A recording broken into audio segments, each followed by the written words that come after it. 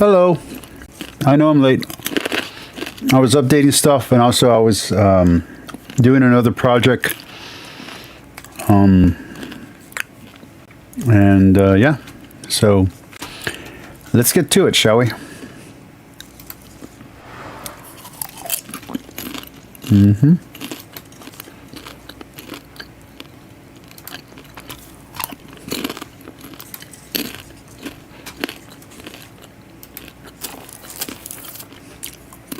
A few weeks ago, I put out a video on slavery in the Bible, and I was grateful to see some responses. I want to respond to one of them here. I'll put up a thumbnail of this video. It was over 3 hours long, so I won't go through it line by line. I just want to respond to a few points, and I am happy to dialogue further. They had talked about that, we should talk, and I actually would really like to do that. I actually really like these guys, despite the fact I kind of don't believe him on that part. that they're clearly exasperated in this video. So, but here for this video, what I want to do is basically two things. First, I want to work through and argue that there's inconsistencies in their critique of me. And then second, I want to pull back and look at the big picture and say, was their refutation in the big picture, in the grand scheme of things, was it a successful response to me? So first we'll kind of be in the trees, and then we'll kind of pull back and try to see the forest, if that makes sense. Feel free to skip ahead in the timestamps if you want. So the first inconsistency that I would want to point out here is this issue of listening to the other side. These guys are clearly... I know I said I was going to do Buddhism today, and I really did want to, but I saw this video pop up this morning, and I've been following it, so let's keep going with it. Here's the gist. The video... so Gavin Ortlund did a video responding to Mind Shift. Who knows why? On biblical slavery. Then that video I watched, didn't think it was great. Thought it was basic. Not bad, not great. Basic information. The group that I call the Dark Magisterium responded to him. They did a 3-hour stream. I watched it at a bar. Then I watched it twice here at home. Then I did a stream on it. Then I had a debate on it with B.S. Lewis, who actually just showed up in the chat. And then I thought it was over. And I thought today would be Buddhism Day. Then Gavin Ortlund, the lovely Gavin Ortlund, did this video in response to the Dark Magisterium. And even though, again, I don't think he said anything amazing, because I do realize this is going to be an ongoing drama, I do want to comment on this because I have my own opinions here. All right, let's go. irritated that their view is not being listened to sufficiently. And I do find that the Dark Magisterium and their Shadow Pope, I do believe that they are... they over-exaggerate the frustration they have with Christians and Catholics and theologians alike. I have spoken to Pat, who likes to comment on them. I've spoken to him a bunch of times on at least 2 other channels. He's a great guy. He's not a jerk. I've spoken to Joshua Bowen twice on one other channel. He's a very reasonable guy. I bought his book because he's a reasonable guy, and his book is a good book. I recommend it, and Gavin is going to do the same thing, even though Gavin disagrees with it more than I do. I watch Bart Ehrman's channel all the time. I've taken Bart Ehrman's courses that are available to the public on Great Courses Plus, on iTunes U, on I don't know, whatever YouTube had for a while when they had all the channels you could subscribe to that were education channels. That's actually how I found out, or how I ran into Jordan Peterson for the first time. And the first few times his videos would pop up on my feed, I would just delete them because I was like, I don't care about this. So yeah, there's definitely good information that comes out of these conversations, and as someone who reads Bibles like the SBL Bible, like the Oxford Ecumenical Bible, And the Norton Critical Edition, I don't have any problem with the information that they're putting out there. But I think that while people like me and Gavin and even Jimmy Akin are all giving them a lot of latitude to tell us things that we don't necessarily agree with, I don't feel like they're giving us the same kind of latitude, and they're lumping us all in together into one group, and I think that is unfair. And I know that Joshua Bowen and at least one other person, I think it's a lady who's not actually part of their group, but she guessed, have both said that they are doing shorthand, that they're not trying to explain things because they are frustrated with us, meaning religious people. Christians specifically, but religious people in general. So I do think that's unfair, and I do think that's very unfair for Gavin, considering that the person who actually recommended this video to them is a fellow scholar and a religious person. So I just don't see why it should be hateful like that. All right, let's keep playing. And I'm sure that's true in many cases, you know. But they're very irritated. Dr. Josh Bowen, one of the people there, is dropping F-bombs and holding his head in his hands, and he's clearly... And I have been calling for a long time for the better apologists to start engaging with this group. So I'm very happy. Not that I think that Gavin Ortlund heard me say it, but I did put in one of his comments. I did also put it in a Trent Horn comment and a Jimmy Akin comment under one of their videos, under whatever video it was. So I'm glad Gavin Ortlund is taking these guys on, because he's one of our better apologists. And by our better, I mean like Christian, religious people, believers. He's one of our better guys. So I'm glad he's the one engaging. I'm interested to see what comes out of this. He seems to be almost breaking down with frustration at one point. The idea, you can make the... Don't cry, Josh. Dr. Kip Davis calls me and others who make these kinds of... And again, to be fair, Dr. Kip Davis also said that I'm an idiot. And he said that about other people, assuming that the comment that he left under my video was actually him and not B.S. Lewis or someone else's suck account. But let's assume it was legit. He doesn't like my interpretation either. I'm pretty sure Joshua Bowen, who's only heard me talk twice, doesn't like my interpretation. But I like the stuff that Joshua Bowen says. I love the stuff that Dan McKillen says. I don't agree with him on half of it, but there's a good chunk of it that I really agree with. And even the stuff that I don't agree with, at least I find it humorous and interesting and challenging. I haven't heard, outside of Joshua Bowen saying that he's an atheist and saying he doesn't believe in God, outside of that, I haven't heard him say anything that I disagree with, just to be very blunt. I've disagreed with Kip. I've disagreed with the other dude that's on there, but I haven't disagreed with Joshua Bowen on almost anything that he claims biblically related. I'm not talking about his personal stuff. And I don't know what's going on in the chat right now, but someone's being funny. So I don't know where to go with this, because I love Jimmy Akin and I disagree with him on his approach to things. And I love Trent Horn, but I don't like not only his approach, but I disagree with some of his views. I want to be very clear. These are not the dogmatic views. We're not disagreeing on dogma at all. We're not disagreeing on church teaching. We're disagreeing on things that are opinion. And so we disagree there. I love Joe Heschmeyer, but every time I go to look for his sources, the sources don't say what he claims they say. And that's a big fucking problem. So I do think, and I started calling my channel Anti-Apologetic before I knew these guys existed. I did not know these guys existed a year ago. I started calling my channel Anti-Apologetics, and that's what they're involved in. They're involved in anti-apologetics. They're trying to tear down the lies, which I appreciate a lot. And I don't think Gavin understands that. I don't think Trent or any of them understand what these guys are doing. The problem is not the biblical facts. I think we can all agree on them. The problem is the bullshit, the layers and layers and layers of rhetoric and salesman tactics and fallacies being used and weaponized and accused on both sides of apologists.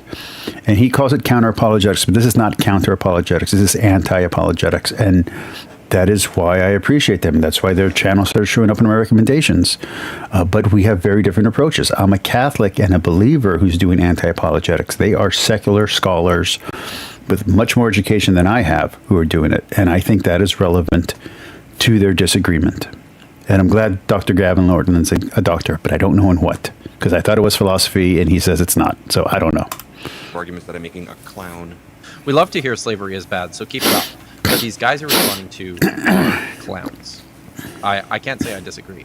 Now, as much as I think this is not how we... I do not think Gavin Ortlund's a clown. I do not think Trent Horn's a clown. I do not think Jimmy Aiken is a clown, although he does act clownish, like we talked about in this last debate with Bart Ehrman. I don't think Bart Ehrman's a clown. I don't think Joshua Bowen's a clown, although I love to make fun of his tie. And I respect his wife, and I respect other scholars who are out there doing this stuff. Like I said, my wife has refused to do anything on YouTube because of her academic credence. Sorry.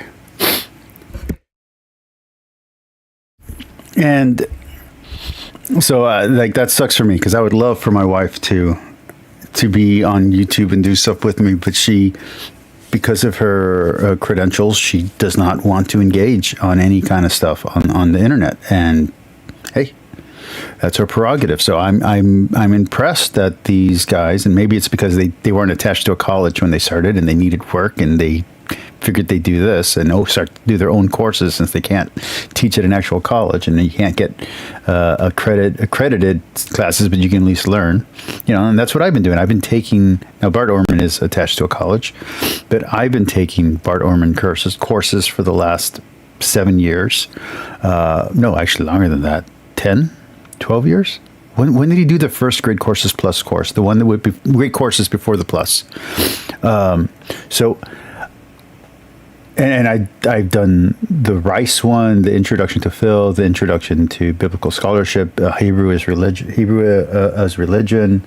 I did a bunch of them. I wish I could bring up the list, but iTunes U is no longer, I can't access it. So, all right, let's keep going. We want to do dialogues across our differences. I know they're not directing that at me personally. I actually understand. Oh, I wish they were accredited. Those courses, if they were accredited, that'd be so awesome. I'd have so many degrees by now. Assuming I passed the finals and knew what the heck I was listening to and understood it properly. But you know what I mean. Understand how this can happen. I have the impression these guys, especially those two, Derek maybe a little bit too, he's the other one, that maybe they've been having these conversations for a long time. They've been making these points a lot. Probably, in fairness to them, they haven't been heated. Like, for instance, Dan McCullen had Heathen Mama on earlier today. And I'm like, if you're going to do this kind of serious scholarship on YouTube, why are you engaging with the inflammatory part, the inflammatory wing of the anti-Christian, anti-theist side of things? And that's one of the things I really respect about Apostate Prophet, is that he liked, Atheist Republic, and there was another one that was like anti-Muslim, only anti-Muslim, and pro-Persian. But when they started getting ridiculous about their hate of Christians, he pulled back from them. And I really admire that about Apostate Prophet. I think he's being completely honest in his disbelief, but he's doing it without denigrating the side he disagrees with, and I appreciate that. And I try to do the same when I engage with atheists. So Did sufficiently in many conversations, and so the irritation can come in. I understand this. You feel like you've made a point, 100 times, and you're making it for the 101st was I muted? Damn. So I happen to be maybe the 101st occasion for something like that. I think part of how I probably gave offense is I didn't engage with Josh's book, so I feel kind of bad about that. So I bought it. I've been working through this. I haven't finished it, but I have engaged with Joshua Bowen's book. I even did a review of it after I sped read it in like a week. I think I took my entire weekend back when I was working 13 hours a day, and I took all my time off to speed read that book, and he never commented on my video. He didn't tell me it was shit. He didn't tell me it was good. Nothing. I was a little bit offended, because I was like, dude, we've gotten along. We have mutual internet buddies that we both like. Come on. And yeah, he wasn't feeling it. I was very sad, because I actually like Josh a lot. Anyway, I'm working through it. So, it's a good book. I don't agree with the content. Obviously, I'm going to argue against its content, but it's well organized. It's clearly written. It's definitely an important book for those of us on my side of this to engage with. So, if I gave offense there, I'll try to engage his work more in the future. But the inconsistency here is that in their irritation about not their points not being granted or listened to, they're not listening as carefully as they could be to the points that they're responding to. And I get the impression that it's like, when you're just trying to scorn and mock and be contemptuous of something, you often will actually not understand it well. You won't listen very well. And that really happened here over and over. They're playing a clip, then they're responding, but they're not really actually listening carefully. I mean, so. But also, I think this is their third hour. So I also think they were just tired, because that was a super long conversation. And I don't even think it was their only conversation. I remember there being one of the ladies that guests on their show. I think she was on there at one point. So I think they were just tired.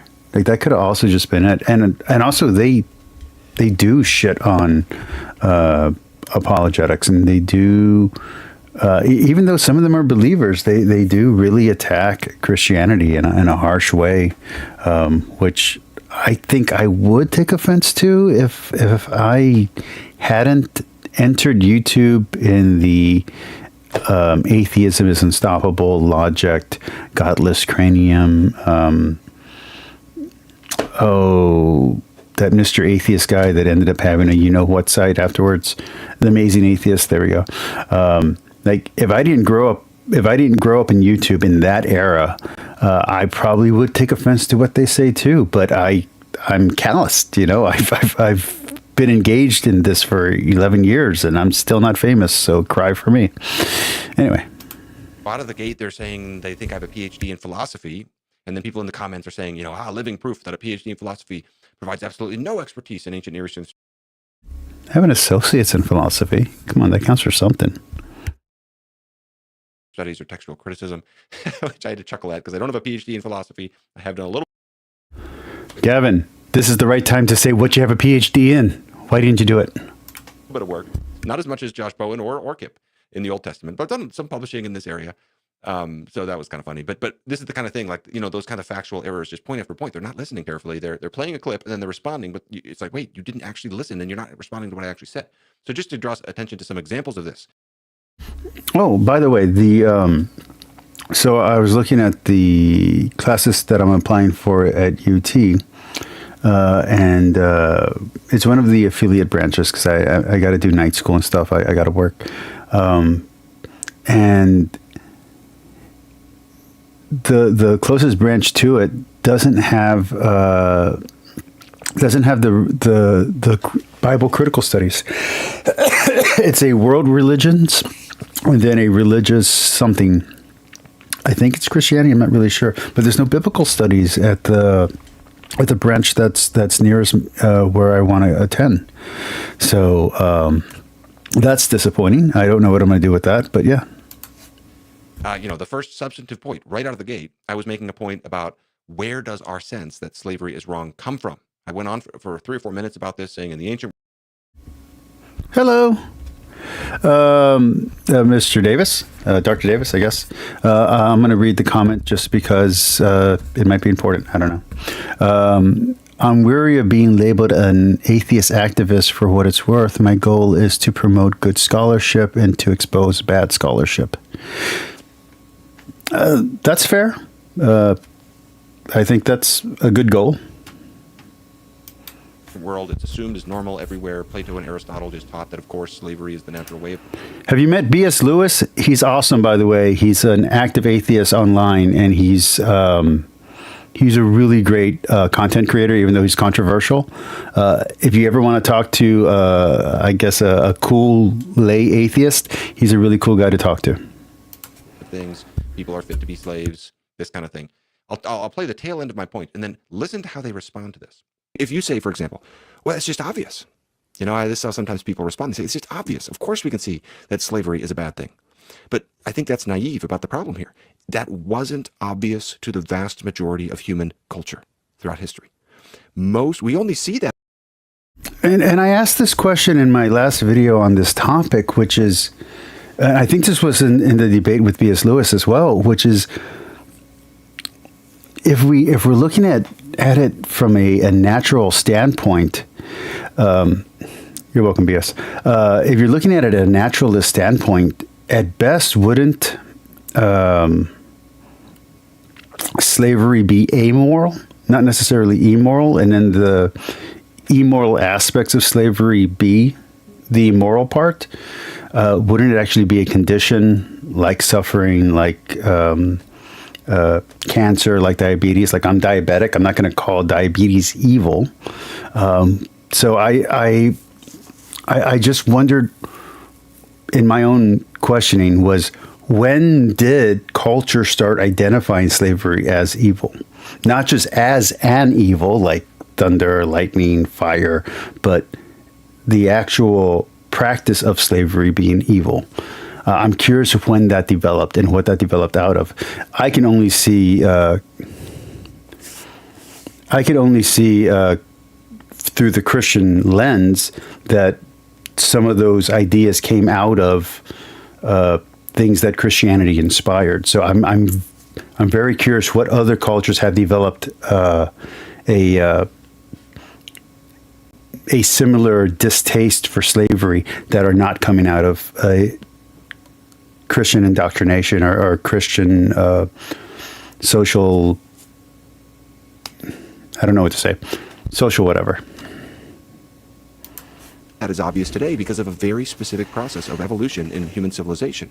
And that process differentiates us from most of pre-modern humanity, and certainly from the animal kingdom. I mean, this is the challenge for the atheist, is in our long evolutionary history, where did this idea of like universal human rights, that was never a thing.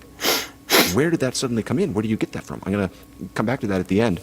I'm not necessarily trying to resolve that point right now. I'm trying to kind of flag that, because what I want to start arguing now is that Christianity has played a catalytic role in the process of us. And I had it on.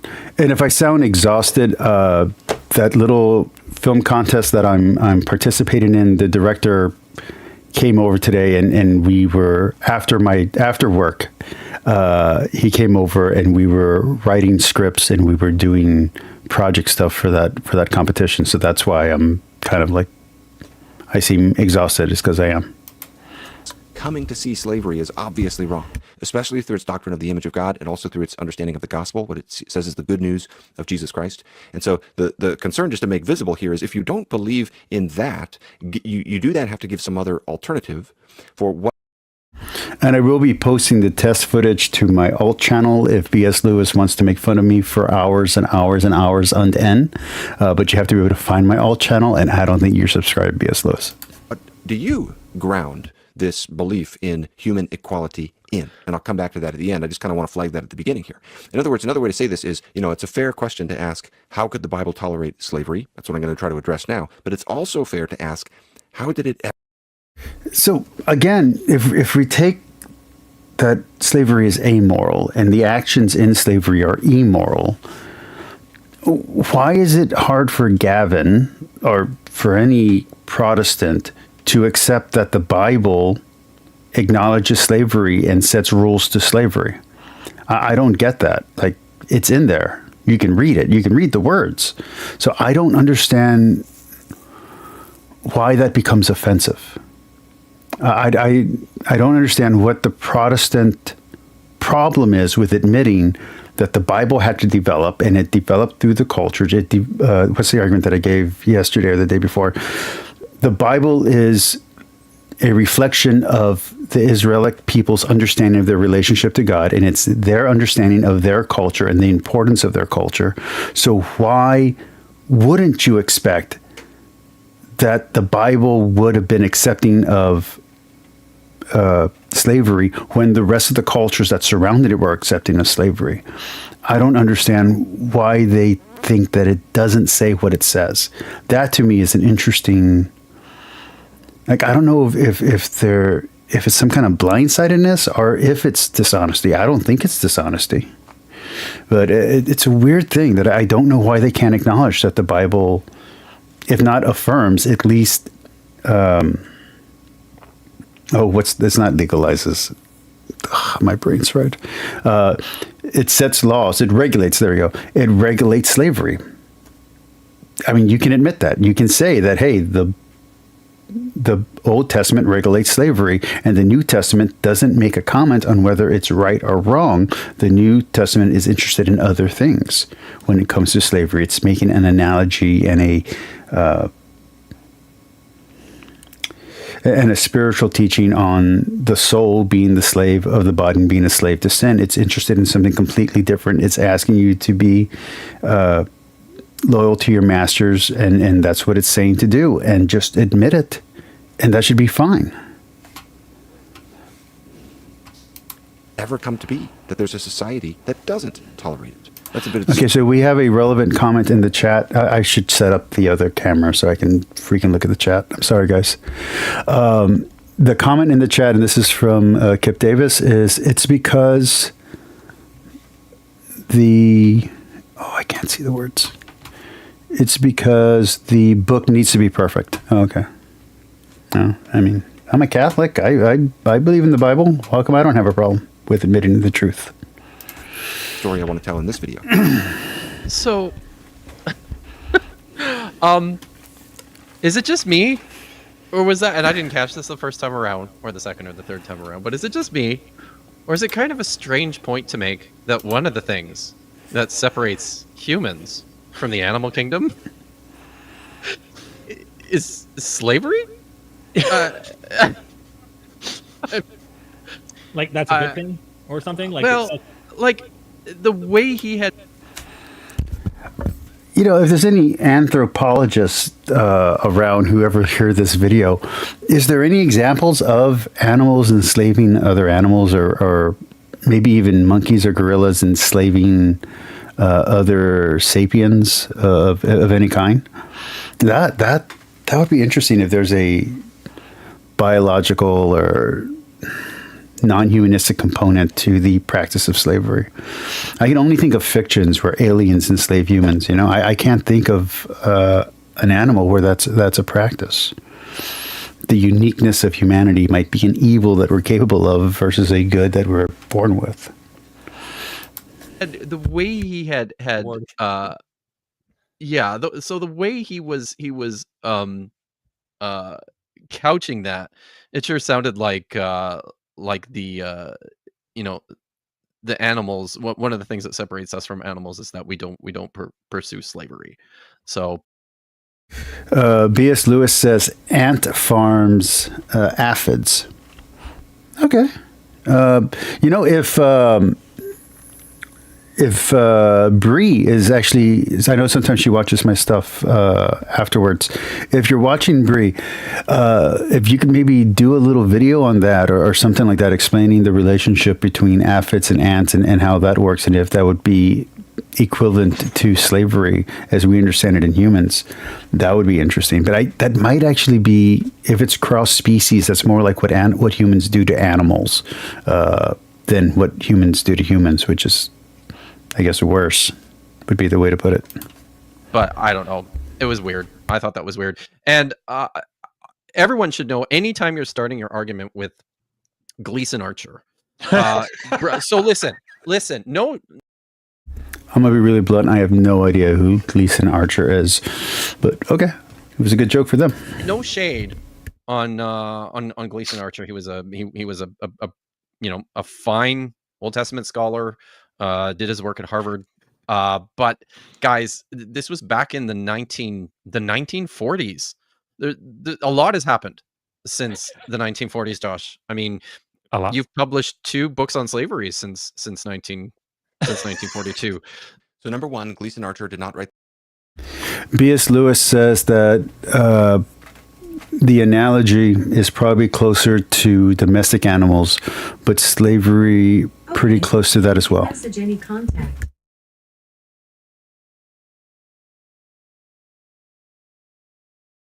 That article in 1942. He wrote it in 1982.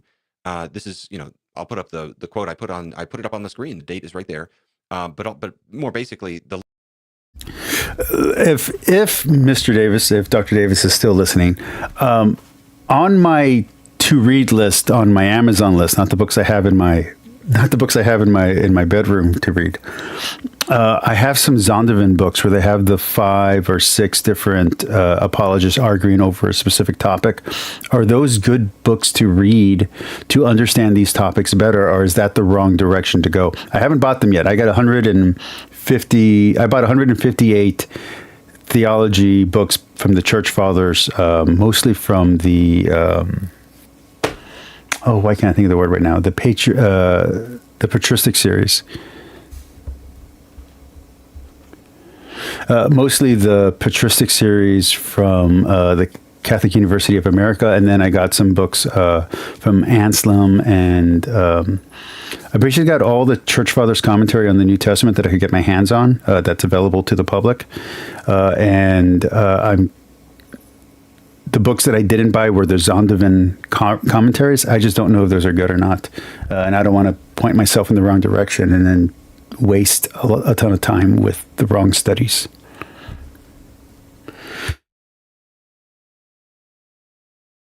Comment in chat. Dr. Kip Davis said it's on the dude that I just asked about.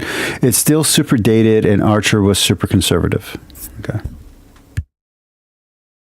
The larger point that Gleason Archer is making is not time sensitive. Nothing has changed in the scholarship on this point. So bringing up this is a few decades old is kind of irrelevant. And then there's this response where he's saying, Kip Davis was saying, is it just me, or is it a strange point to make that one of the things that separates us from the animal kingdom is slavery? And it's like you just get this awareness. They're not listening. The point was not that animals and humans are different with respect to slavery or something like that. You can go back and watch the full clip. I didn't want to bore people right out of the gate here by showing like a 5-minute clip. You can watch the full thing. The point I was making is actually a really worrisome question that everybody should think about. Everybody should lose sleep over this question. It's so important. Why do we think that slavery is wrong? Where did that come from, and what grounds that? That's a really tough and important question, because basically.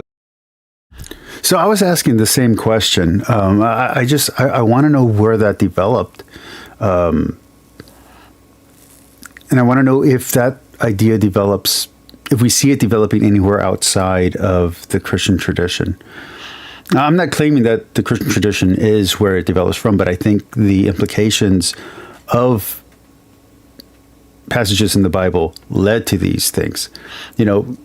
Because Christians are hermeneutically synthesizing these works, we're coming up with new ideas, and we're growing ideas out of the Bible based on our readings.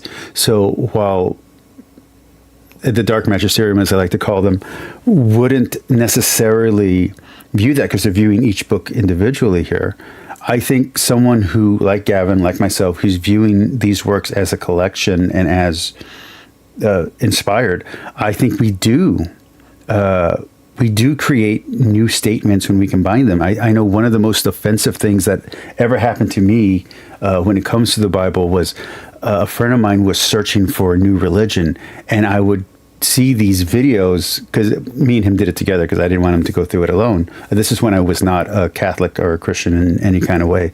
I just believed in God, and that was kind of it. And we would watch these terrible videos where they would make sentences out of 4 or 5 different passages in the Bible, and they would slice them up and come up with a whole new sentence. And they would be like, and this is what the Bible really means. And it was Jehovah's Witnesses. It was non-denominational, I think, Church of Christ. And I think it was also, I don't think Mormons gave them a video, but I think they might have. And I think it was also a Baptist group that went to their house and did like a presentation to try to grab them. And there was just this terrible practice of slicing up sometimes only a single word from one book and then putting it together with another book. And it just pissed me off, like, to no end, because I was like, that's not how this works. Okay, we have a question in the chat, and I was ranting, so thank you, BS. Alpha, what would you expect to see in the case of animals enslaving animals? Chains, contracts, fences, haha. No, but like, if if gorillas were, they go to war with other tribes of gorillas, if they would enslave them, if they would make them do their work for them, make them get their food for them, and whoever they conquered would have to supply them with nutrition or die. If when ant colonies take over other ant colonies, if instead of just adopting their workers, they have their workers do work that they would not have their initial workers do, stuff like that. That conviction is extremely rare prior to the modern West. In our pre-modern human cultures, in our evolutionary history, etc. So it's totally fair to say, where did that come from? That's an extremely important question. Of course, this is Tom Holland makes this point in Dominion. I'll talk about him. I've talked about him before. Jordan Peterson, in his debates with Sam Harris, is always talking about this. The values of the modern West have a certain context. It's not obvious how they survive outside of that context and so forth. This is a really important question, and they're just gliding over it. They're not really taking this with sufficient seriousness. They're not really listening because they don't really get into that very much. And this kind of thing happens a lot. Let me give another example. When they're going through the various exegetical points of these Old Testament laws about slavery, so often they're not really listening to what I'm saying, and they're not aware of what I'm responding to. So, for example, they don't notice that I'm frequently responding to specific claims made by atheist YouTubers. For example, Mindshift had a point where he was basically... Mindshift is slowly becoming the bane of my existence. Why is he getting so much freaking airtime? I did a debunk video on him on his first video, and he cried and whined to me about me doing it. And now suddenly he's the atheist guy. B.S. Lewis, what happened? What happened to me, you, and Gur, huh? saying Hebrew slavery and the transatlantic slave trade are the same thing to a T. So he just said it. The transatlantic slave was unjust. I'm not wrong, right? He was a different YouTuber way back in the day. That is exactly to a T what the Israelites were doing. They're not taking from within their own country. They're going to a different country or tribe or people group or ethnic group, etc. They're going outside of their own area to take people and make them slaves as property. It's the exact same thing. How can anyone excuse that? And so this is one of the things I'm responding to. Again, the video that I did, I don't know how many far back on this track, I don't think anyone is excusing it. I think we can call it an evil, but it's an evil, as me and Gur and me and Tux discussed, that we developed into an understanding that it was evil. We didn't always know it was evil. So I think that's part of the issue here, is that the human social evolution hadn't reached a point where it understood slavery to be evil. And at some point in human civilization, in the development of human compassion and human emotion, just like how it took a very long time for women to start getting rights, and even now it's still terrible. It took a long time for LGBTQ people to start getting rights, and even now it's still terrible. I think these factors have to develop in a culture, and I don't think it comes as naturally as the offense comes. So the offense to us now, this emotional reaction to this thing that we all agree is horrible because we have a certain understanding of history based on our education and based on our culture, I don't think that was always there. And I think it did have to evolve. And I think part of that evolution is Christianity and Islam and whatever other religion or philosophy argued for a type of human rights. I think you do need these evolutionary leaps in psychology and human psychology for this to be understood as wrong. And I don't think the Bible has that concept in it. I don't think the Bible's there evolutionarily. I think the Bible's reflecting a time when this wasn't considered evil. And more than that, I still want to know if these laws were ceremonial, if the Davidic kingdom didn't exist, if this portion of the Bible is being written after the exile, after the return. I don't mean the Egyptian exile, I mean like the Babylonian exile. Were these laws ever enforced, or was the Judah that was practicing these laws or enforcing these laws actually under a different empire the entire time? So they never had a chance to actually live out these quote unquote ideals until maybe like the Maccabean period. Like, so I don't know if these laws were ever actual real, or these are just ceremonial laws in theory that were never practiced because the Jewish people were never free to practice them. Kip Davis just says nope. So I have no idea what he's saying nope to. I don't know what part of that sentence he disagreed with, but there you go. You'll be. I'm going back to college at some point, maybe this summer. Whenever I get to my doctorate level, feel free to tear up my dissertation when I get there. And I'm saying no. You know, Hebrew slavery and the transatlantic slave trade, slavery in ancient Israel, slavery in the American South before the Civil War, they're not the same. Slavery in the Bible was not that sinister as the transatlantic slave trade. And I pointed out reasons for this. You know, it's not race-based, it's not man stealing and so forth in the Bible. And Mindshift in his response, Brandon from the channel Mindshift, he didn't admit it, but his response to me did actually seem to concede that he had overspoken about that, because ultimately the position he was defending in that video was more careful. It's just there's a long delay because I'm using Streamlabs, and so there's like a 7-second, 10-second delay. So what I'm saying and what I'm seeing in the chat don't match up exactly, and so yeah.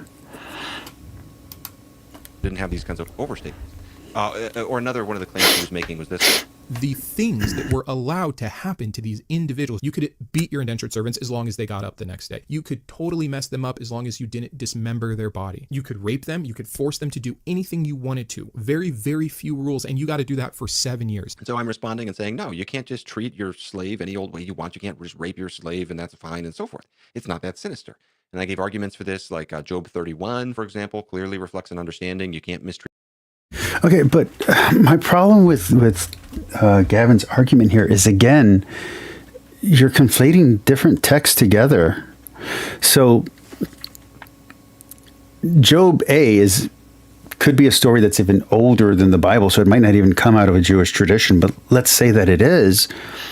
It's not written at the same time or to the same audience or even by the same people or group as these laws are being written. So to say that this disconnected book that we have now connected is commenting on these laws, and it's reflexive of how these laws were interpreted, seems wrong. Like, I think that even violates my understanding of typology. You can't say it's a typological argument. You can't say it's a simple inspired argument. You can argue for inspiration, saying we're going from what we understand now and we're going back and reinterpreting and recontextualizing. But I don't think Job is recontextualizing the Deuteronomical and Levitical codes. I just don't think he is. I don't know. Maybe I'm wrong there, but I feel like that's an apologetical approach to the Bible that's not relevant to the actual material, but maybe I'm wrong. I don't know. Treat your servant, and the rationale in verse 15 is that we have the same maker. This is a passage I don't think Mindshift really treated with sufficient seriousness, because its inclusion in the Hebrew Bible tells us about the values and the norms of the Israelites.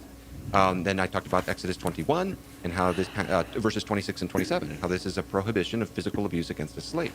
And by the way, on this point, let me make a point about Exodus 21 now, even though I'm going to come back to this at the end when we talk about the big picture. These are case laws. I talked about this in my initial video. Case laws are designed to be representative, not exhaustive. So it's a terrible reading of these case laws to say, oh well, you can't knock out the tooth or the eye, but you can harm other parts of the body or do other things. Okay, for my audience, and I realize there's one ringer in the audience, so I know someone can hit it out of the park, but I'm just asking in general for my audience. Were these case laws? Like, were these individual case laws, as Gavin's saying, or do you all think that it's just part of the narrative of the story and it's not necessarily individual case laws? I know I've heard Jimmy Akin also make the same argument that these are case law examples. Are they? I don't know. Things, you can harm the nose, or you can cut off a finger, or you can treat them any other way you want. The only thing that's prohibited is those two body parts.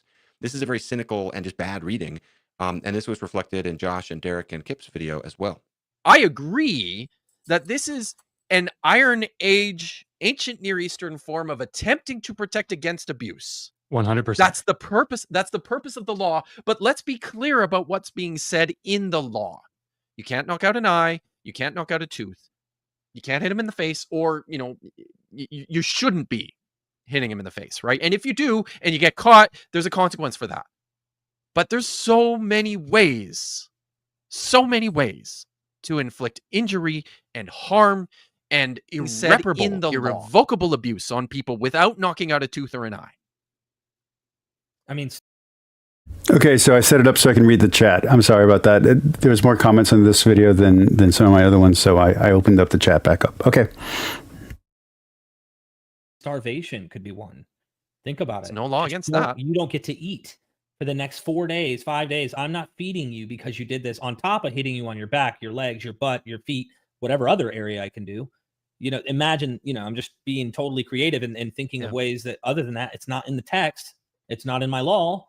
You can't imagine people weren't doing it. I'm sure it's there. Now, the reason this is a cynical reading is because case laws are not compiled as an exhaustive guide. So it really isn't as sinister as they're making it. This would be like saying, well, Exodus 21:12 says that whoever strikes a man so that he dies shall be put to death. Therefore, they were allowed to kick a man to death or shoot him with an arrow or poison their food and so forth. And this is not how we read Old Testament case laws. When Exodus 21 prohibits the tooth or the eye, this is representative of physical harm. Here's how one commentary on Exodus puts it. Modern societies generally have opted for exhaustive. Okay, now this is from Holloman, and it's 2006. Douglas K. Stout, Exodus, an Evangelical and Theological Exposition of Holy Scripture. And as soon as I finish this comment, I'll read the comment that just popped into chat. So, as you know, I am not a fan of Holloman. I think they are heavily biased. I don't think their commentaries are very good. I don't like their study Bibles. I don't like their dictionary Bibles. So I think they're heavily biased. So I think that hurts Gavin if he's using this as a source, although I'm sure that he'll say it's a newer source considering that it's 2006. So I do think that's there. Okay, now let me read a comment from the chat.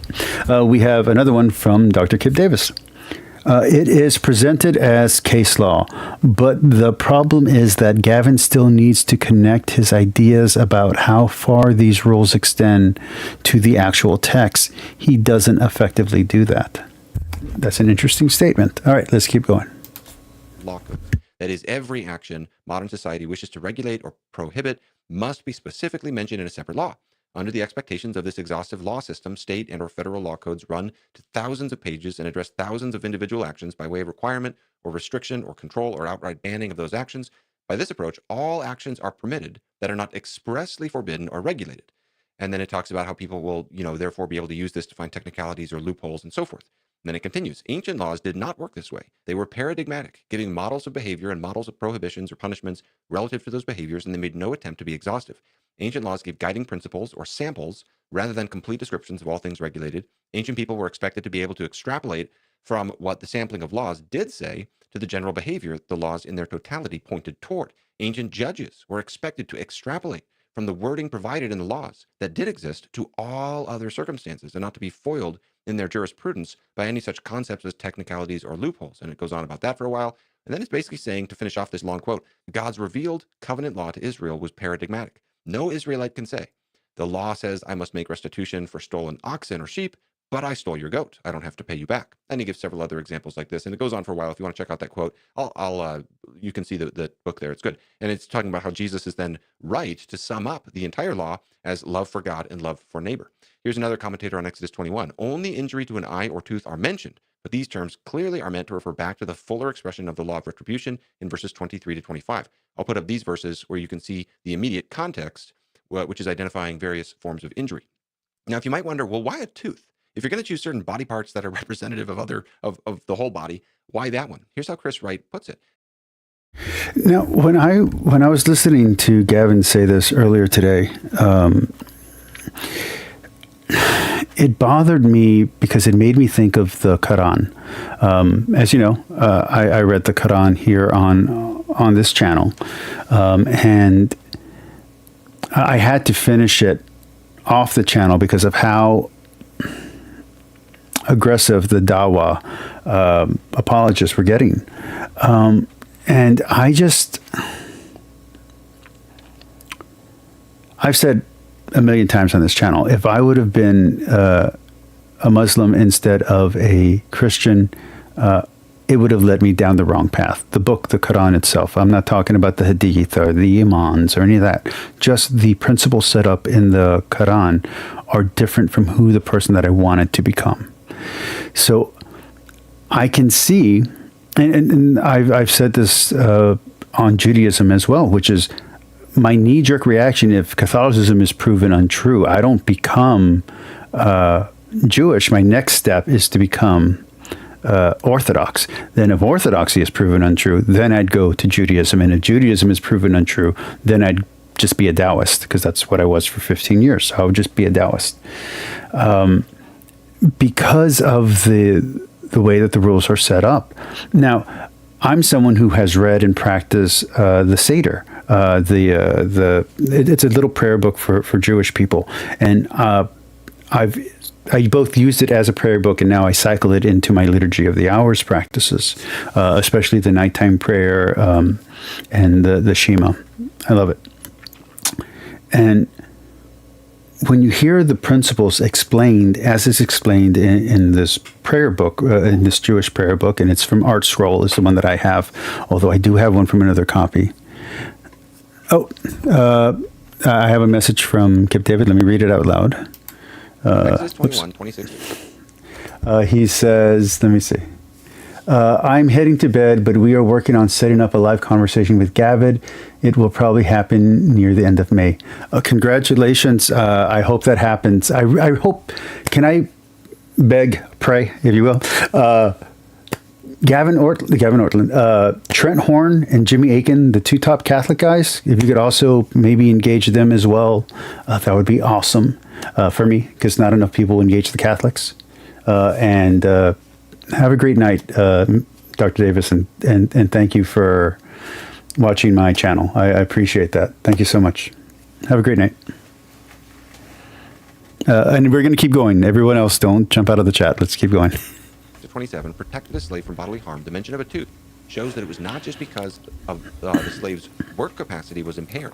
There is here a deeper concern for the personal humanity and physical integrity of the slave. In such circumstances, a slave could appeal to the court of elders against his own master. This too would be a unique right in the ancient world.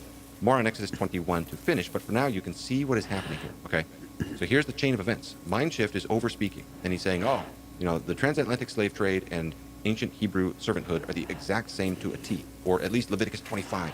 Foreign slaves are the exact same to a T. You can rape your slave, no problem, and so forth. And I'm pushing back and saying, no, look at Exodus 21. It wasn't that sinister. Now, so then what Kip and Josh and Derek do is they come along and they overlook the fact that I'm responding to Mindshift. And they take my words, it's not that sinister, as a kind of general statement about slavery. As if I were saying, oh, slavery's not that bad. And then they're saying, oh, this makes our skin crawl and so forth. In our notes here, it's not so sinister. This made my skin crawl. Yeah. Right. So I wrote a note to cite some of the antebellum laws and follow them with, it's not so sinister. Not so sinister. So then they go through a bunch of antebellum slave laws, and they're making fun of this it's not so sinister line. And to me, this comes across like just wanting to score points rather than wanting to have an honest back and forth exchange, because they're ignoring the fact that my comments, it's not so sinister, this was a response to the various overstatements that I've just documented.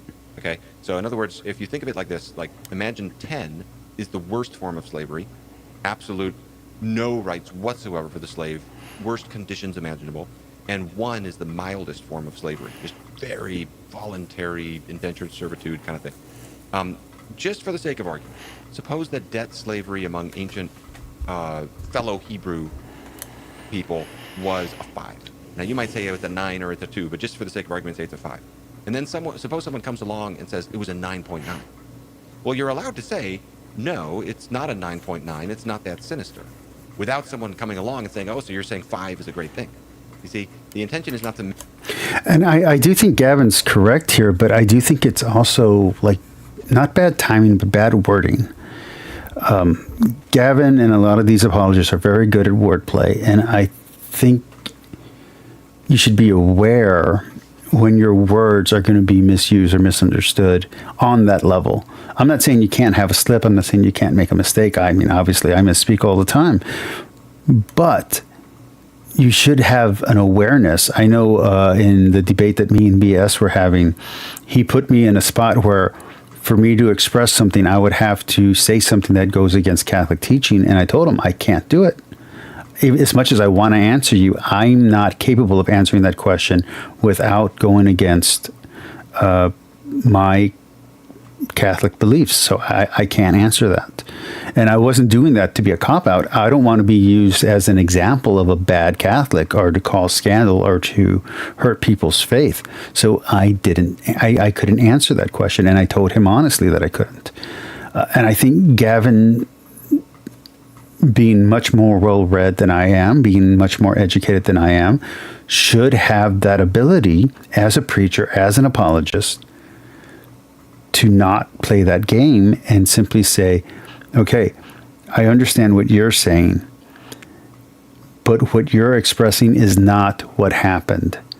And then blah, blah, blah, blah. You know, and read all the words from there. And he didn't do that. Instead, he said something that was very easily taken out of context.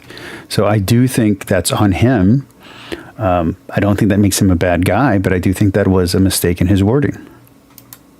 Minimize the issue here. The intention is historical accuracy. It's just this simple. When someone says something that's an overstatement and kind of rhetorically loaded, like transatlantic slave trade. B.S. Lewis says, it sounds like you were scared. Ancient Israel, Leviticus 25, exact same thing to a T, we're allowed to. Yes, I am going to post a video of me and the director doing test footage. I am a writer on his movie. I am not an actor. He is not an actor. And I'm going to post test footage of us practicing different scenes and practicing different filming styles with me and him acting. So don't you tell me I'm scared. To respond. And so I think that was very clear. So this is, again, an example of they're not really, if I may say, treating the opposing position with sufficient respectfulness, carefulness. They're kind of gliding over the nuances. Here's another example of not listening. Yeah. You anticipated this. Therefore, what? Memorize it. When you, and I'm obviously talking to the audience here. When you encounter someone that says this, ask them a question. Therefore, what? Because what would he say? It's okay because it wasn't race-based? I hope not. I mean, he said earlier, right? This is nothing more than trying to wash down, to whitewash, to soften up coming into the text, right? Coming into these passages. Whoa, we can't make these connections to the antebellum South. Yeah, you can. Okay, so if the question is, if it's not race-based, therefore what? The answer to that is, therefore the claim on the table is wrong. When Mindshift says it was race-based, that's simply incorrect. And we're allowed to point out the error. You know, that's the therefore what. You know, I'm responding to these claims. Another example of not listening carefully came around, they're literally shouting at the camera in unison. They're not in anger. I think they were probably trying to be kind of comedic with it. But they're shouting the word equivocation together in unison. Since I started this late, I'm still going to do my usual 2 hours, but I'm probably going to do a hard cut at the 2 hour mark. I'm not going to let it play longer than that. And if it starts to drag, I'm either going to fast forward it even a little bit faster, or I will. I'm running out of words. I will do something. I'm mentally beat. To make the point that the word slavery can be used in different senses. But the clip that they were responding to of me talking, I was actually making that exact same point. So listen to my point and then listen to their response. But the important thing to note is just how much variation there is in how slavery has functioned or servanthood has functioned throughout different Guys, I'm going to go get some water. I'll be right back. I'm going to let it keep playing. We hear the word slavery. Okay. How do we decide how to translate a word from Hebrew or Greek? Kip? Well, usually context helps a lot, and not just the biblical context. The way lexicographers work, the way that we decide, or the way they come to decisions about what a word means, is by basically exhaustively examining word usage across the ancient world in that specific language, every text that they can get their hands on, in order to see how this word is used in this specific context with these particular prepositions or conjunctions included in this particular clause or phrase. That's how we decide how to translate a word. Did I miss anything, Josh? No. And here's the thing, folks, specifically when it comes to the word slave, here's the problem. It's like the word run. I'm back. Okay. Yeah. It's very easy to equivocate. I want everybody to, let's all say it together. Equivocate. Just equivocate? Equivocation. Sorry. 2, 1, equivocate. Equivocate. We practiced that now. We're so good at this, guys. No, I kind of laugh at this as well. I don't mean to be. I don't think they meant to be nasty or anything. I think I would enjoy talking with these guys, but you can see they're not listening very carefully. The whole point of my comments was very much to the same effect. The word slave can be used in different senses. We need to be careful that we don't use one sense of the term and confuse it with another. You know, that's kind of my point. So this is just lots of ways where I think their response is inconsistent. The exasperation they're showing to the other side about their points not getting through, they're actually not allowing the other side's points to get through to them. And so the passage of ideas back and forth is not happening in either direction here. They're not listening carefully. Another example of inconsistency is they emphasize the importance of reading the Bible in context. Rightly so. They put a lot of emphasis on that at various points. You saw Kip's comments about semantics and lexicology and so forth. All that is to the good. But then they're faulting me for actually doing that precise thing in my treatment of this issue. By way of reminder, my video had put up, or had made 6 theses, which I'll put up here on the screen so you can see. And basically, they focused on 1, 2, and 4. And may I recommend a previous video where me and BS went through each one of these and discussed it in full. In their response. And I can totally understand leaving off number 5, which is about the New Testament, if that's not your area of expertise, as well as number 6, which was about church history, if that's not your area of expertise. But I think skipping over point 3 was unfortunate, because that's really important for context. But they spent a lot of time faulting me for the amount of time I took on points 1 through 3. So I got to the Old Testament laws about slavery about 26 minutes into my video. That was point 4. And the video as a whole was an hour 10. And they faulted me for this as though, you know, saying that my comments earlier about Genesis 1 and about ancient history and about hermeneutical principles are a red herring, they were called. And Josh at one point was saying, basically, stick to the topic at hand. And he's saying he wants to shout this at the screen. Stick to the topic is what I wanted to say over and over again to this video. Gavin, like, you seem like a super nice guy, but like I'm saying to the video, like, oh my God, just do slavery. Stop saying, well, how do you know? I mean, it isn't like, anyway, these are internal critiques that that atheists are doing, right? Or skeptics are doing. Now, I get the point of making an internal critique. Okay, fair enough. But I know that Gavin says he gets it, but I don't quite get it. I don't understand what he means by an internal critique. Or is he saying in-house that this is atheist to atheist, this comment is not meant for the Christian who's listening? Is he saying internal critique is it's only within the context of the Bible or within the biblical narrative? Is it an internal critique as in it's only for those who are scholars? Is it internal critique as in it's only meant for atheists? I'm just kind of curious, what level is that internal critique? Like I said, maybe I'm not understanding something, but I'd be interested to know that. Not all of my comments were just about asking an atheist to ground something. The vast majority of my comments during that first 25 minutes were about context, historical context, and literary context. So reading the Old Testament in light of the time at which it was written and in connection with the rest of the Bible. And I would basically say that that's a completely fair and important thing to emphasize. You know, historical context, it's like if you're studying the book of Colossians, you need to know something about Colossae in the first century. If you're studying these Old Testament laws, you need to know about the ancient world and what slavery functioned like. That's one of the things Josh does well in this book. He gives a lot of attention to the other surrounding nations.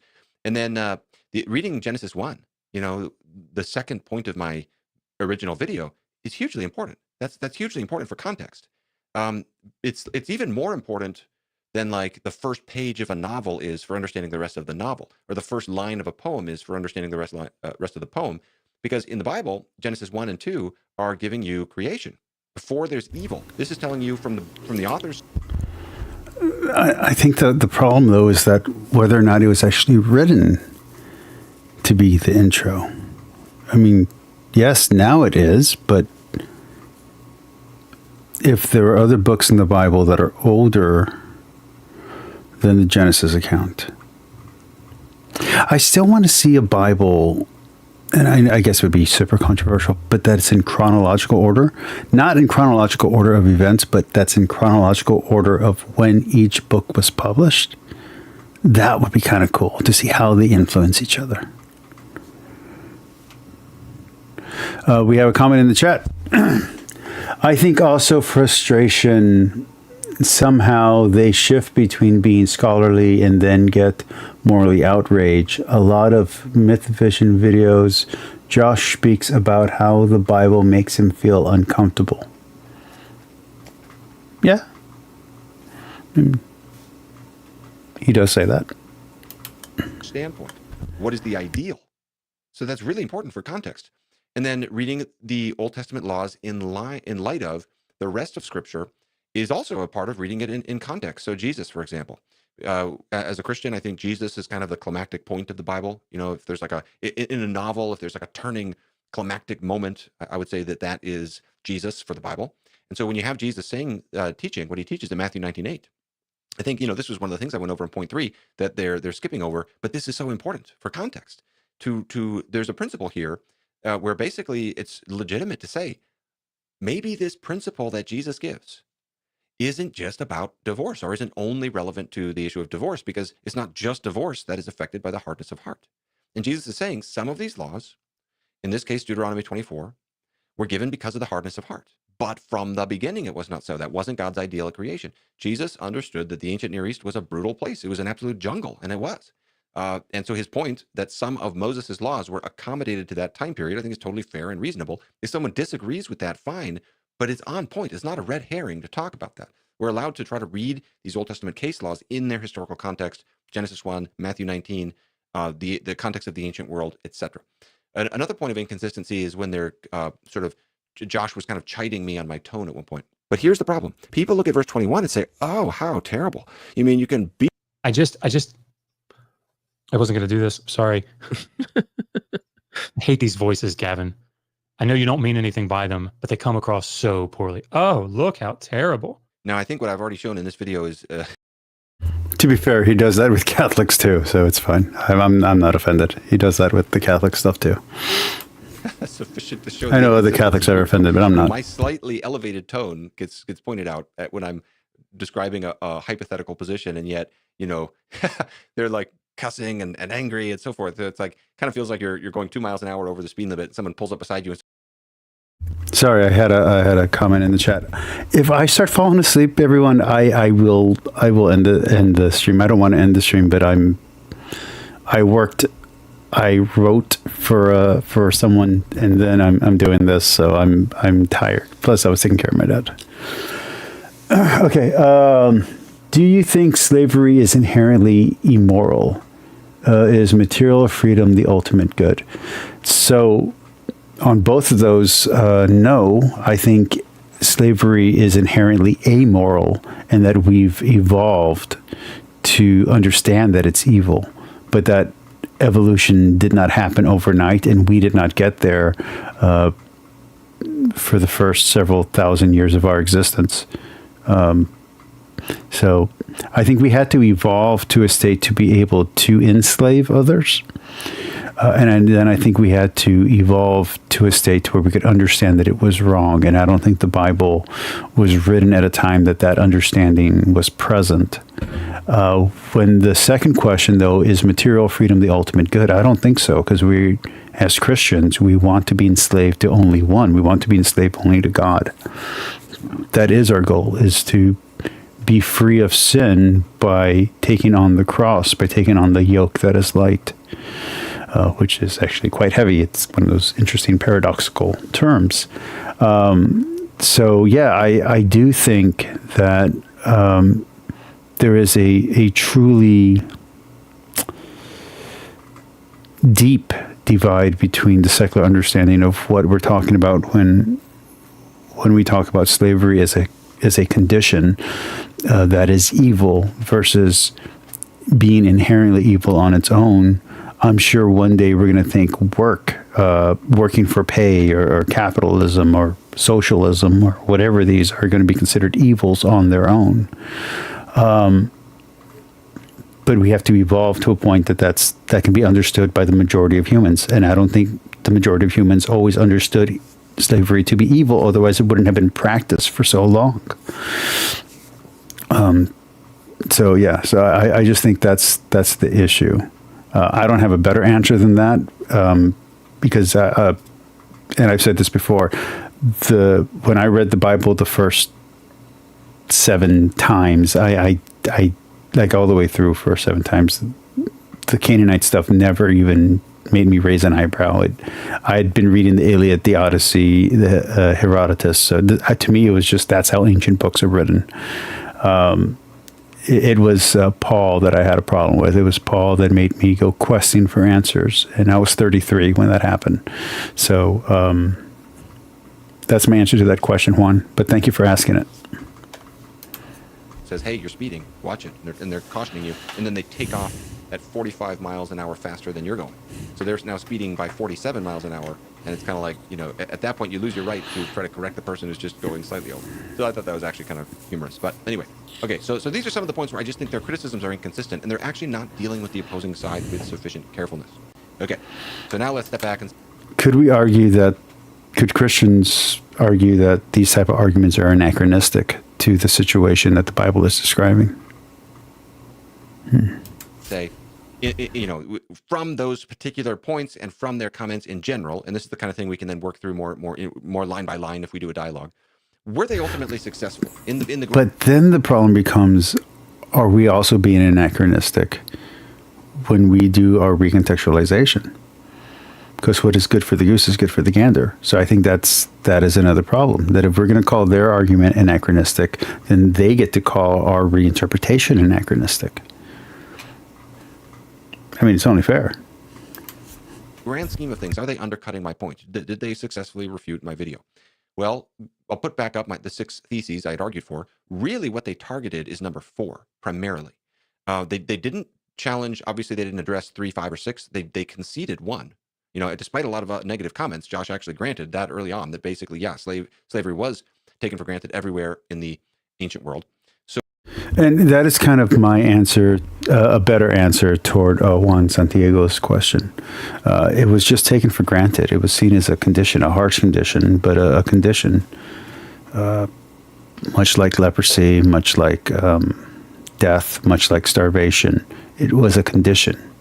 It wasn't good, but it wasn't an active evil. It was a condition that you had to do the best to thrive in that you could, even if it was ultimately futile.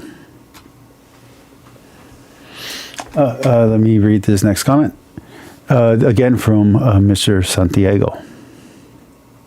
I am so tired.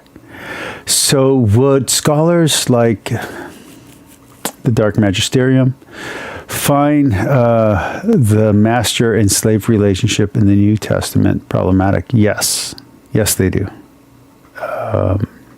I cannot speak for them, but from my watching them, yes, they most definitely do find that problematic. So basically, if I could identify the nub of the disagreement, it would be point 4. This is where we really disagree. This is what we have to work through. And just to state it succinctly, did the nation of Israel do better, than the other nations in the ancient Near East with respect to the issue of slavery? Is it based? Again, I've heard Gavin answer this already earlier today. I can't exactly remember what he said, but I don't feel that he answered this very well.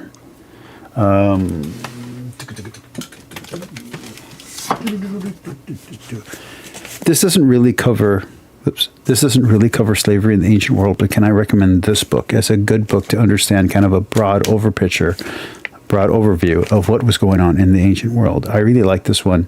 I got the next 2 volumes, but I got them in audiobook. But this volume is great. It's History of the Ancient World. It is by Susan Wise Bauer. I really recommend this book. So if you want to understand what Gavin is talking about, you want to hear some context outside of the Bible, this is a good one.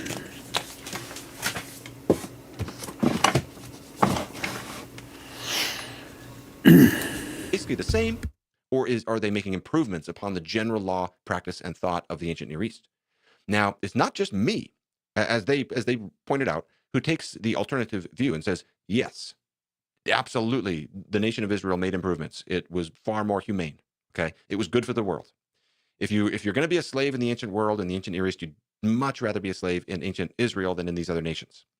That's a common view. In my video, I quoted Sarna and Christopher Wright discussing laws like the protection against physical harm in Exodus 21, which I've already commented on a little bit. I'll comment on more now, and the protection of runaway foreign slaves in Deuteronomy 23. I'll put up these quotes. You can see the way they are talking about this. They're saying this is rare. This is unprecedented. There's nothing like this in the ancient Near East. And what Josh and Derek and Kip are basically wanting to say is they're disagreeing. They're saying, no, that isn't rare at all. This is just par for the course. And so it's not just so people know, it's not just Sarna and Wright. Here's from the Anchor Bible Dictionary's essay on slavery. And they're right. I have not read that entire thing. But what they cited from it doesn't really dispute the point here. It's still making the same basic point. You can pause the video and see this is different. This is unique. This is new. I also referenced statements from this statement from Walter Eichrodt about Exodus 20 to 23. I'll put this up on the screen. It gives us, I also mentioned several others, particularly about the Jubilee principle. And I'll put up some of those examples. These are all just quotes I went through in this point. I made this point.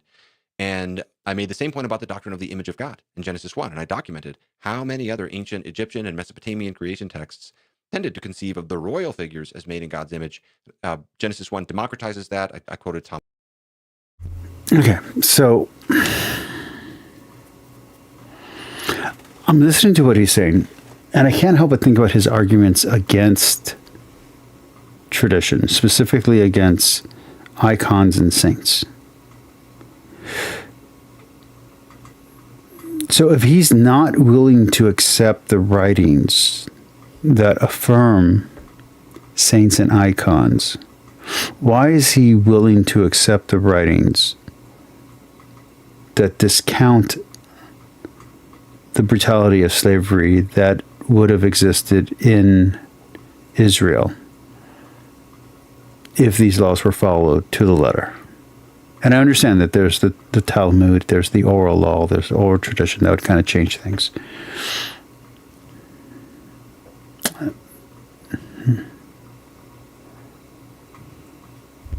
We have another comment in the chat from Juan. Point 4 seems irrelevant. The issue deals with the problem of evil and God's unchanging nature. Yes, but that is a problem when speaking to this group of scholars, is they don't see God as having an unchanging nature. So our argument is that, the argument of Christians is that we're seeing people's understanding of God change. They are seeing God changing in the different documents, and they're even seeing the number of gods changing, the way the royal court of heaven changes. So for them, the minor G gods, which we would understand as angels, are just gods, as far as I can tell. And then Juan is responding to my comment saying that's what happens when you reject development of doctrine. Fair enough. All right, let's keep going. I'm probably only going to go for maybe 20 more minutes. Holland talking about how Genesis 1 was like abolitionist and so forth. So this is all just what I went through. And my point is that the Hebrew Bible, the Old Testament laws under Moses were making improvements, and they were introducing things, and they were setting a good trajectory and so forth. And they're disagreeing with that, but I don't think they've actually undercut that point. So, they're pointing out that other nations had laws to protect the slaves in some way or another as well. Fine.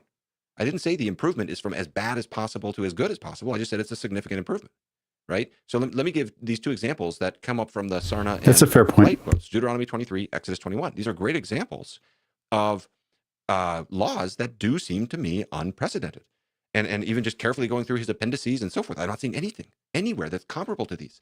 So starting with Exodus 21, in Appendix B here, Josh lists all the battery laws from the ancient Near East. And it's true that there's lots of laws in other cultures in the ancient Near East that limit physical harm done to a neighbor, but I'm not aware of anything where that's comparable to Exodus 21, 26 to 27. So on page 547 of Josh's book, I have the second edition, so that's the page number I'm quoting.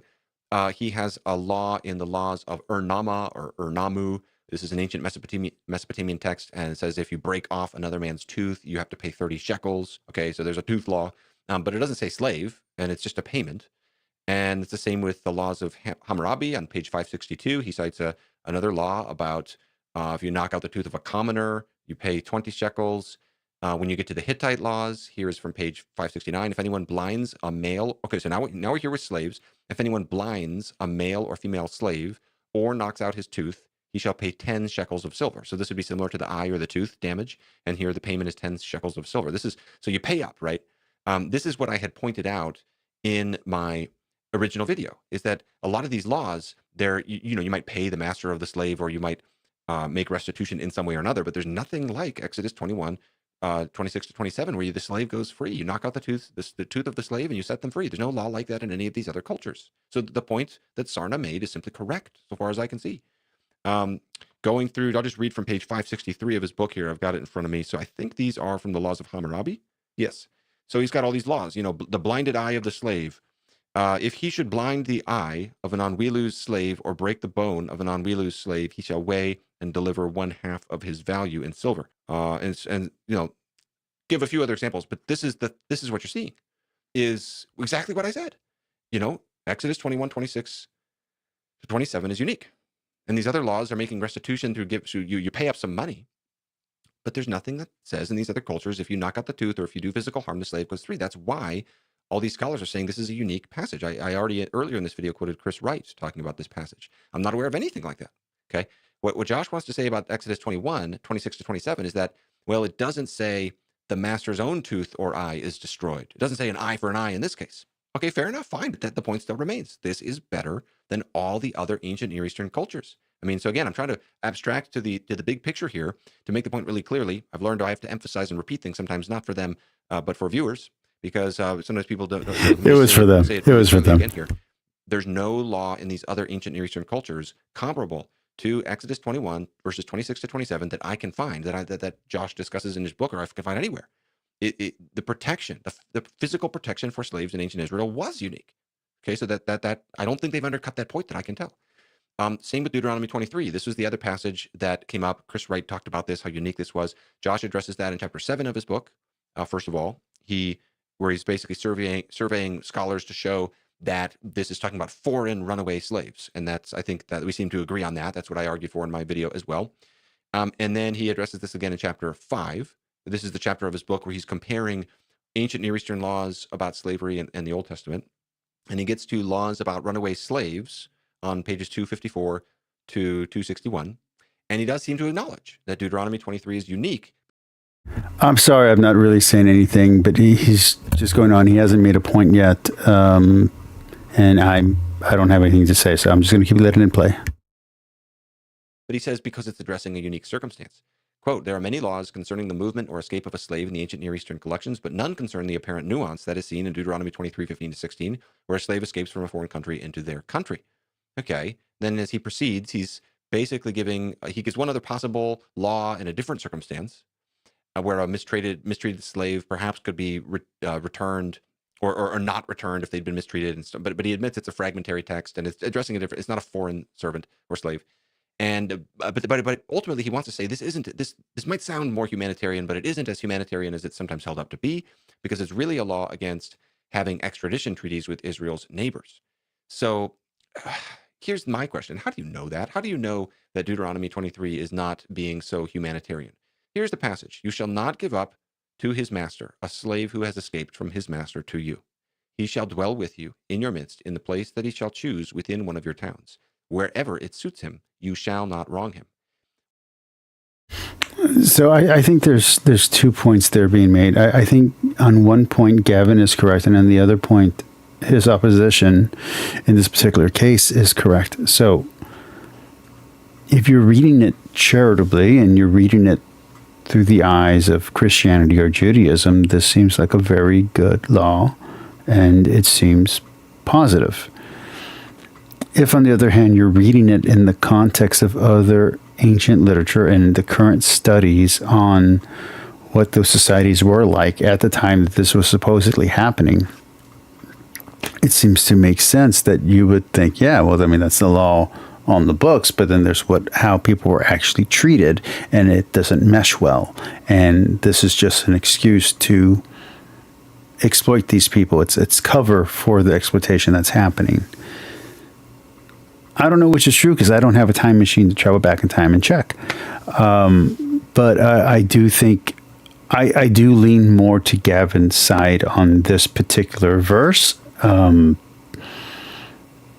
again, if these laws were never actually enforced, or they were only ceremonial under a different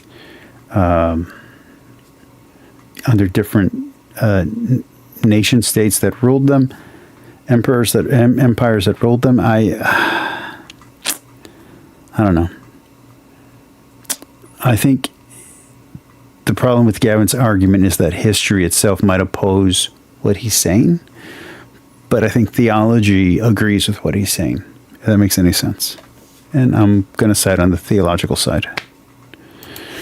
Why read this so simply? Why not take those final words, "You shall not wrong him," and interpret them in light of the mega theme of the entire Pentateuch, the first 5 books of the Bible? Namely, you were foreigners in Egypt, and you are now free. So remember the foreigners who are among you. I put up passages like Leviticus 29 and Exodus 10, and there's this. And I like that. This comes up over and over and over in these. I'm going to go 5 more minutes, okay? Love your neighbor as yourself. Take care of the vulnerable party. That is a theme. So why not interpret Deuteronomy 23 in light of that? At the very least, would Josh acknowledge he's making a judgment call here in kind of downplaying the possibility of compassion that is reflected?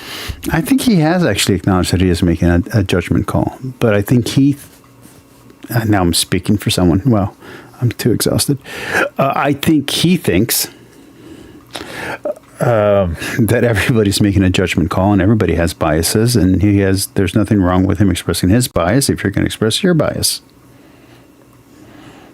But again, I'm exhausted, so who knows if what I'm saying is correct at this point. In this law, his book is purporting to just present a scholarly consensus on these things, but there's plenty of scholars who would read this passage different. I mentioned Chris Wright as one example. For example, here's a less cynical way to read Deuteronomy 23. Quote, "The present provision," that's these verses, "continues the humanitarian trajectory expressed toward Israelite slaves in chapter 15 and the openness to non-Israelites in the assembly of Yahweh. But the magnanimity of verse 16 is extraordinary. The Israelite must not only let fugitive slaves reside among them, but also allows them to choose a place in any town that seems good to them, nor may the Israelites exploit and oppress them." The Hebrew word this is for harm, when at the end it says, "You shall not harm him," refers to any kind of mistreatment by which the owner takes advantage of the person's alien status. In effect, foreign slaves who fled to Israel were free to live anywhere without fear. Now, but here's the thing. Even if you read this verse as cynically as possible, at the end of the day, what I said and what I quoted Chris Wright as saying and what Daniel Block is saying there is simply true. Deuteronomy 23 is unique. There's nothing like it. Nothing has been said that undercuts the claim of advancement here. If God's people in Israel had practiced this law consistently, they would have been a safe haven in the entire region for runaway slaves. And it's actually really hard for me to read that one cynically. It seems like there's not, what would be the benefit of doing that? Other than what is it explicit in the text of don't harm that person. So I would basically say, I don't think they've really undercut my claim. I mean, we could get into the details and we could work on the question of extent. To what extent did the nation of Israel do better with respect to slavery than the laws of Hammurabi and other texts like this? Okay, it's a fair discussion. We work through things. I'm definitely not saying it's like night versus day. Okay. Again, he's just going on and on and on, and I don't have anything to say about it. So again, we're only going 1 more minute, and then I'm going to start closing out. We believe in common grace. We believe all nations have some good laws and so forth. But I am saying it made a significant improvement. I don't think anything has undercut that claim. That would be my statement on the big picture. I don't think they've actually, for all the scorn of their video, I don't think they actually undercut. It's interesting. Gavin made another video very recently. I think it was a short where he defended free will. And I'm like, I thought you were a Calvinist. How are you defending free will? So I think Gavin is a bit inconsistent in his understandings. And I think his understanding is either evolving or devolving. I don't know which. I'm hoping that it's because he's engaging with Catholics, but I don't know. I don't know if he's still... I don't know where he stands on traditional Calvinism. I think like how Redeemed Zoomer is going deeper into Calvinism. I kind of feel like Gavin is edging out of Calvinism. But hey, who knows? The basic claim. Now, two final comments. Number one, I admit that I'm biased. I absolutely love the Bible. I'm a Christian. I'm an apologist. So I admit that I'm coming to it from that angle. I don't think it's wrong necessarily to do that. You just have to be honest about your biases, right? To me, Christianity is like oxygen. It's hope. I'm eager to defend it because I think it's good. So I don't claim to be neutral. But I have to say, I think that there is apologetics that happens in the other direction. I think what Josh and Kip and Derek are doing is a kind of counter apologetics. They're not neutral either. Okay, and that's fine too. Anti-apologetics. They're doing anti-apologetics. They're doing what I do, except they're doing it better. Whatever. None of us need to be neutral, but they're trying. My honest take is they're reading the Bible more cynically than is necessary and not acknowledging some of the good things that came about there. I would say, if you're an atheist, you should still be glad. Gavin, finish. Because you think the issue of slavery in the Bible is a falsification for Christianity being true. I'm going to stop it there. I don't think they're saying that slavery is the reason why is a falsification for Christianity being true. I don't think that's what they're saying. I think they're saying we're not, or you're not acknowledging, or people are not acknowledging a simple truth that's present in the Bible, and so it makes them seem dishonest. I think that's what they're saying. Anyway, I'm sleepy. Good night, everyone. Thank you.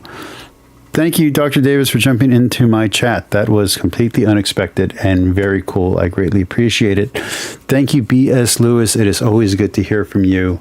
Juan Santiago, I think it's one of the first comments that I've heard from you. I'm very glad. I hope you return. I always appreciate return viewers. Please like, please subscribe, please share this video, please comment down below, please engage with this. I need this channel to do well, so please. I appreciate the help. Anyone else that I want to give a shout out to? Okay. Pixie, Storms, I love you. I know you're going through a hard time right now. I hope everything's going good. I would say I'm going to pray for you because I am going to pray for you, but I know you probably don't want to hear that. So let me instead say that I think you're a great person, and I don't care what you've done in your past or what's going on. You've always treated me well, and I'm very grateful to know you. And I hope things pick up for you, and I hope you stick around for a very long time on YouTube. And if you ever need anything, you have my real email. I think I've given you, Gur, and BS, and a few other people my real phone number. Call me if you're having a problem. We don't have to talk online. If you need something, get my phone number from Gur, and I'll gladly help you out any way that I can. And Bree, I hope you're watching. I hope to hear your explanation of how ants and aphids relate to each other. God bless everyone. Forgive everyone for everything. And love God above all.